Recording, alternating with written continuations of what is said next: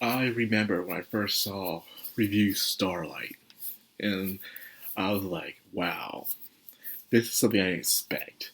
To see an anime musical. You see these girls who were in this academy where they learn to become stage performers or anything to do with entertainment.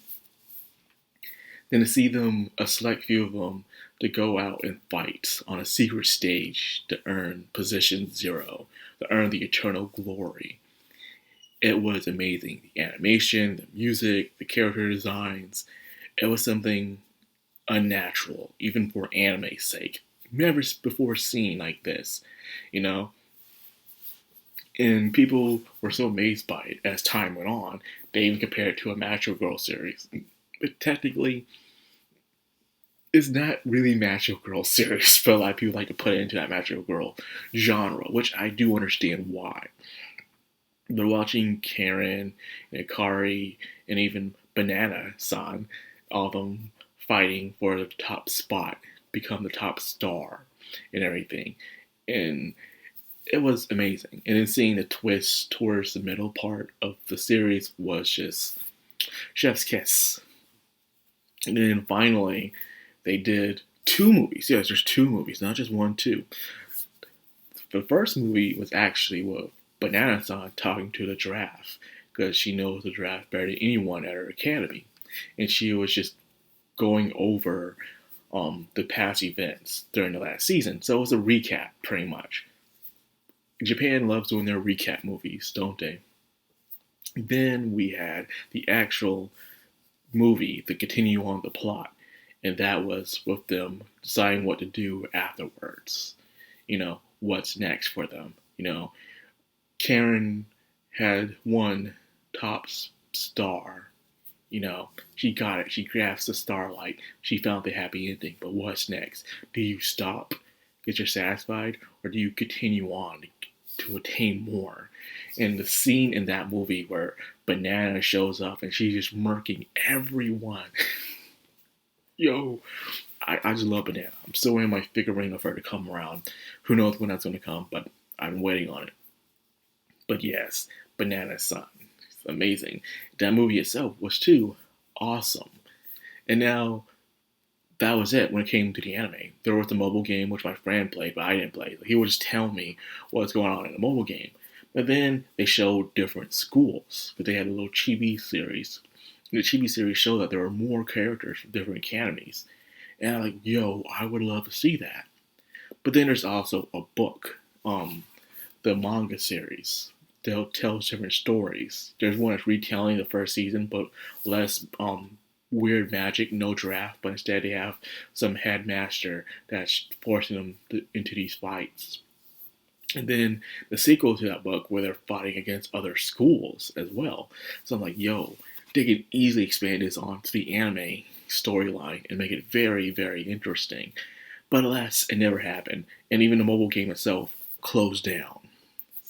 But recently, a while ago, it has been announced a sequel project is in the works. Ah, glorious to be. I am excited about this because I really do enjoy this series. It's very unique, interesting, and not very often where I catch myself enjoying a musical and an anime no less.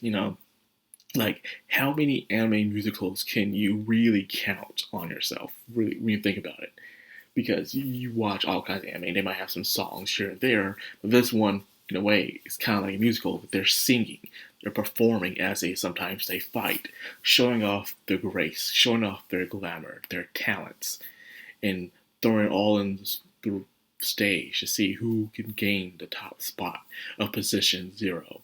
I shall gain that star. And gaining the star comes with a price, which they discovered in season one. So what will this be? Will this be all new characters altogether? Will this be returning characters facing new characters? Or will this be another movie? Who can say? I am hoping for the latter.